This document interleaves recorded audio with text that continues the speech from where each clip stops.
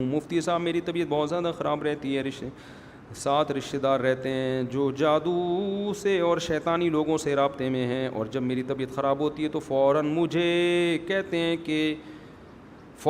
کہتے ہیں جیسے غیب سے ان کو خبر آئی ہو، دعائیں وظائف بھی پڑھتی ہوں مگر حالت خرابی چل رہی کافی سالوں سے، اس لیے شادی بھی نہیں ہوئی، عمر بھی کافی ہو گئی، شیطانی لوگوں کے ساتھ رہنا مجبوری ہے کیونکہ علیحدہ گھر کی فکر نہیں کسی کو، میرے دین دنیا خسارے میں ہے، اور بھائی کو کچھ کھلا دیتے ہیں کہ وہ مجھ سے جھگڑتا اور ظلم کرتا ہے، بہت پریشان ہوں، گھر والے کہتے ہیں کہ تم دعائیں نہیں پڑھتی اس لیے پریشان ہو، کوئی حل بتا دیں اور پڑھنے کے لیے خاص معمولات بتا دیں۔ آپ کے گھر والے چونکہ جادو ٹونے اور ٹوٹکے میں اور عاملوں میں لگے رہتے ہیں اس لیے گھر میں پریشانی آ رہی ہیں، جب تک گھر کا ہر فرد ان عاملوں اور روحانی ٹوپی ڈراموں سے توبہ نہیں کرے گا اس وقت تک گھر کے حالات ٹھیک نہیں ہوں گے۔ گھر میں ایک آدمی کا کسی ٹوپی ڈرامے سے تعلق ہو گیا نا، مجھے روحانی عامل کہتے بھی عجیب سا لگ رہا ہوتا ہے، اتنا عزت رسپیکٹ کیوں دوں میں؟ ایسا لگ رہا ہے نا کہ جیسے آپ مرزا غلام احمد قادیانی کو کہہ رہے ہو کہ محترم قادیانی، ابے سمجھتے ہو؟ پورا گھر لپیٹ میں آئے گا اور پھر پورا خاندان لپیٹ میں آئے گا۔ ایک خاتون کا فون آیا کہ مجھے گھر میں طبیعت خراب ہوتی تھی، میں کسی روحانی عامل کے پاس گئی، اس نے کہا تم، اور کسی مفتی کے پاس گئی، دیوبندی مفتی تھے وہ، انہوں نے کہا کہ یہ تمہارے اوپر یہ کیا ہوا ہے تو فلانا کیا ہوا ہے، تو میں نے علاج کرانا شروع کیا، میں ٹھیک ہو گئی، لیکن میری سانس اب پتہ نہیں 1-1 فٹ اچھلتی ہے بستر پہ جب اس کی طبیعت خراب ہوتی ہے نا، تو اب میں ان کو لے کے جا رہی ہوں۔ میں نے کہا آپ کی سانس کے ٹھیک ہوتے ہی سسر 2-2 فٹ اچھلیں گے انشاءاللہ، حقیقت۔ ابھی سسر سکون سے اس لیے بیٹھ رہے ہیں کہ اچھل کون رہی ہے؟ سانس اچھل رہی ہے، وہ ٹینشن میں ہے، جیسے ہی وہ سکون میں آئی تو ٹینشن پارسل کرے گی وہ، پھر سسر کیا کریں گے؟ وہ اچھلیں گے 4-4 فٹ۔ سسر کے ٹھیک ہونے سے پہلے گھر میں کوئی اور پھر خاندان کا 6-6 فٹ اچھلے گا۔ میں نے کہا اب آپ اپنا خاندانی نام رکھ لیں اچھل کودوی، لوگوں کے نام ہوتے ہیں نا بھائی، نام ہوتے ہیں نا خاندانی نام، تو اب یہ اچھل کود قیامت تک کے لیے آپ کے خاندان میں چلے گی، کیونکہ آپ کا تعلق ہو گیا روحانی عامل سے، جن چڑیل بھوت اتارنے والے سے۔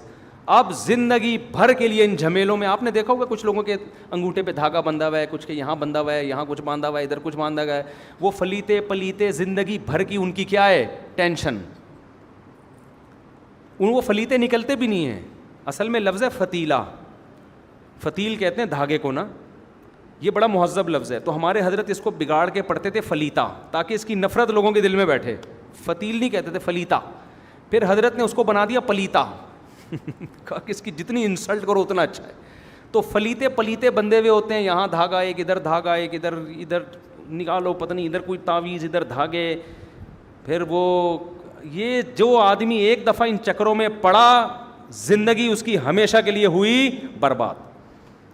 ایک دفعہ نا ان کو جھٹک دو ایسے کر کے، بولے اے اللہ میں بیمار ہو جاؤں، ٹھیک ہو جاؤں، جن آئیں، چڑیل آئیں، بھوت آئیں، جادو آئے، ٹونا آئے، میں نے روحانی عاملوں کے پاس نہیں جانا، تو مجھے ٹھیک کرنا چاہے کر دے، ورنہ میں اسی میں مرنے کے لیے تیار ہوں، مر جاؤں گا، میں نہیں جاؤں گا۔ جب تک یہ جذبہ نہیں ہوگا آپ کی جان ان چڑیل اور بھوتوں اور جادو سے نہیں چھوٹے گی، یہ بتا دوں میں۔ اور سنت جو رقیہ ہے، سورہ فلق سورہ ناس پڑھ کے رات کو دم کیا کرو اپنے اوپر، آیت الکرسی پڑھو۔ بہت زیادہ آپ نے علاج کرانا ہے، مسجد کے امام کے پاس چلے جاؤ، امام صاحب آپ 5 وقت کے نمازی ہیں، ہم سے اچھے ہی ہوں گے آپ، تو آپ آیت الکرسی پڑھ کے ہم پہ دم کر دیں، بس۔ سمجھ میں آ رہی ہے بات؟ لیکن اگر امام کا کام ہی ہے یہ روحانی ٹوپی ڈرامہ ہے تو پھر نہ جاؤ اس کے پاس، کام یہ نہ ہو پھر کر لو آپ، بھائی دم تو کوئی بھی کر سکتا ہے نا، تو اس کے پاس چلے جاؤ، رقیہ آیت الکرسی پڑھ لے، سورہ فاتحہ پڑھ۔ اس سے آگے اگر آپ بڑھے تو چاہے دیوبندیوں کے باپ کا خلیفہ ہو، چاہے تبلیغی جماعت میں ریون میں بیٹھتا ہو، چاہے اہل حدیث ہو، چاہے بریلوی ہو، میں ممبر پہ اتنی بڑی بات کر رہا ہوں لیکن لوگوں کو سمجھ میں مخالفت مول رہا ہوں، میرے خلاف ہو رہے ہیں کہ اتنے کانفیڈنس کے ساتھ تم ایسے لپیٹ دیتے ہو، تو کچھ ہے تو لپیٹ رہا ہوں نا اتنے کانفیڈنس کے ساتھ، یہ میرا کیوں نہیں بگاڑتے روحانی ٹوپی ڈرامے؟ 2-4 چڑیلیں بھیج دینا یار، 2-4 بھوت بھیج دیں ہمارے اوپر بھی، یہ 20 سال سے میں چیلنج کر رہا ہوں، ان تلوں میں تیل نہیں ہے، اور یہ حیران ہوتے ہیں یار یہ اتنے کانفیڈنس کے ساتھ ہماری پول پٹیاں کھولتا کیسے، اس کو بتایا کس نے؟ صحیح ہے نا؟ آپ تو سوچ رہے ہو کہ یار یہ مفتی صاحب مخالفت میں مبالغہ کر رہے ہیں، روحانی عامل کہتے ہیں یار ایک بندہ ہے جس کو ہمارے اندر کا کیسے پتہ چل گیا، تو یہ اندر سے ہو رہے ہوتے ہیں یار اس بندہ یہ جو کہہ رہے ہم ہیں واقعی ہم سچی مچی کے ایسے ہی ہیں، کچھ بھی نہیں ہے ہمارے پاس، کہتے ہیں نا علوم ہے علوم، جس کے پاس کوئی علم نہیں ہوتا نا اس کو علوم کہا جاتا ہے, علوم کے سمندر. اس کا مطلب کچھ بھی نہیں ہے, پتہ نہیں کیا علوم ہے, کدھر بیٹھ کے تو نے کون سی یونیورسٹی میں کون سا سلیبس کہاں سے سینہ بسینہ چلا ہے, ٹوپی ڈرامہ A to Z فضول. تو جن چڑیل بھوت کا کوئی علم نہیں ہے میرے بھائی. آج کل تو ویسے بھی نہیں ہے, شاید کوئی پرانے زمانے میں کوئی ہوتا ہوگا, آج کل تو بالکل بھی نہیں ہے. تو اس لیے سیدھا سیدھا بیٹھ کے نا رقیہ وقیہ بس یہ سورہ فلق سورہ ناس یہ کر لیا کرو, آیت الکرسی. مسجد کو نیک آدمی سے دم کا زیادہ فائدہ ہوتا ہے, جنات اس سے ڈرتے ہیں. ہم تو نیک بھی نہیں ہیں, مشہور ہیں, نیک مشہور ہو گئے نا, تو جنات میں بھی انسان مشہور ہو جاتا ہے. تو مجھے تو ایک بندے کا جن چڑھا ہوا تھا, تو میں گیا تو وہ جن میرے سے بحث کر رہا ہے نا, میں تیرے کو چھوڑوں گا نہیں. میں نے کہا تیرے باپ نے ایسی کی تیسی تو دیکھتا ہوں میں نے ایسے آستینیں چڑھا لی. تو ان سے اسی اسٹائل میں بات کرو تو یہ ایسے ہوتے ہیں. اگر آپ ڈر گئے نا, اچھا میں کسی عامل کو فون کر رہا ہوں, جن سمجھ جاتا ہے بیٹا میری دال کہاں گلے گی, یہاں گلے. جن جب بات کرے نا آپ سے ایسی کی تیسی, آپ بولے تو سالے تو پتہ نہیں ہے تجھے میں کون ہوں, اندر سے بے شک کپ کپا رہے ہو آپ. صحیح ہے.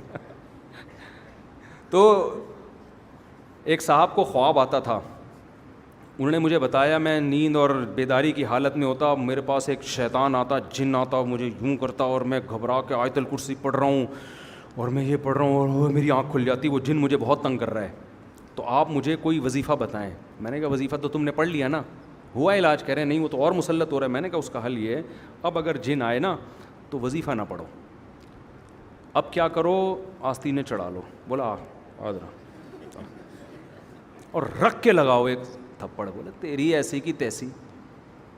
اب یہ اس کے لیے تھوڑا کانفیڈنس چاہیے, اس کے لیے وہی کر سکتے جس میں 4 شادیوں کا جذبہ ہو.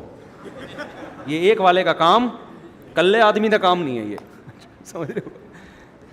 ایک آدمی کی بیوی پہ جن چڑھ گیا, کسی نے آ کے بتایا بھابھی پہ جن چڑھ گیا ہے, اس نے کہا خود ہی نمٹے گا, خود ہی بھگتے گا, ہم سے مشورہ لیے بغیر آ گیا اس کے اوپر. تو اس کو خیال یہ تھا کہ جن پچھتائے گا, خود ہی بھگتے گا. تو کیونکہ اللہ نے بیوی میں جو طاقت ہے وہ جن چڑیل بھوت سے کئی گنا زیادہ رکھی ہے, تو جو بیوی سے نہیں ڈرا تو جنات سے کہاں ڈرے گا وہ. تو کبھی بھی ایسا ہو نا کوئی چڑیل بھوت کوئی یوں رکھ کے لگاؤ تھپڑ, وہ دفعہ ہو یہاں سے, وہ بھاگ جائے گا اور آئندہ کبھی بھی نہیں آئے گا. تو ان صاحب کو میں نے کہا اب آئے نا تو آپ نے کیا کرنا ہے, یہ دماغ میں تو نیند میں تو یاد نہیں رہتی باتیں, لیکن آپ نے کیا کرنا ہے, آپ نے رکھ کے لگانا ایک تھپڑ. تو وہ کہہ رہے ہیں میں نے جب یہ فیصلہ کر کے سویا تو آیا ہی نہیں ہے اس کے بعد سے یہ انسان کے نا اپنی تخیلاتی دنیا میں بہت کچھ ہو رہا ہوتا ہے. تو اور یہ مخصوص لوگوں کو ہی جن چڑیل بھوت نظر آتے ہیں, ہر آدمی کو نہیں آتا, جنہوں نے مسلط کیا ہوا ہے اپنے اوپر. تو اس لیے ان چیزوں سے بالکل, اور اگر کوئی واقعی ہو رہا ہے تو سورہ فلق ہے, سورہ ناس ہے. ہمارے نبی کا علاج سورہ فلق سورہ ناس سے ہو گیا, تو ہم اور آپ کس کھیت کی مولی ہیں بھائی. تو علاج کرو, سورہ فاتحہ آیت الکرسی پڑھ لو, انہی چیزوں سے. پھر بھی ٹھیک نہیں ہوتے تو صبر کرو, بس صبر کے علاوہ کوئی آپشن نہیں ہے. نفسیاتی زیادہ تر 99% نفسیاتی بیماریاں ہوتی ہیں, نفسیاتی ڈاکٹر کو دکھاؤ. اگلا سوال بھی اسی قسم کا ہے کہ جی وہ یہ بھی کسی نے پوچھا آپ عاملوں کے خلاف ہیں. ہمارے اس خلاصہ سنا رہا ہوں, ہمارے ایک بندہ بیمار تھا, ہم عامل کے پاس لے گئے, واقعی ٹھیک ہو گیا. تو آپ تو کہتے ہو ٹھیک نہیں ہوتے, تو ٹھیک ہو جاتے ہیں, دوبارہ ہو جائے گا. یہ ٹھیک نہیں ہوتے, یہ کیا ہو جائے گا, دوبارہ گڑبڑ ہو جائے گی. یہ وقتی طور پر ہی ہو رہا ہوتا ہے. یہ ٹھیک ہو گیا تو کسی دوسرے کو ہو جائے گا, پھر کسی تیسرے کو ہو جائے گا. یہ زندگی بھر کے لیے ایک ٹینشن.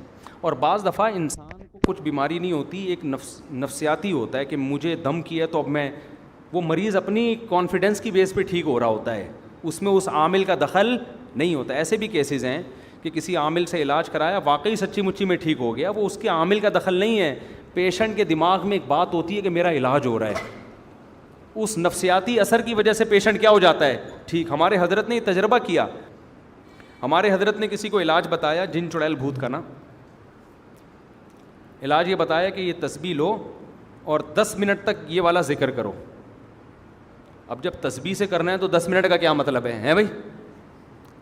ابے تسبیح تو گننے کے لیے ہوتی ہے نا, 200 دفعہ کرایا 10 منٹ, لیکن پکڑائی کیا, تسبیح.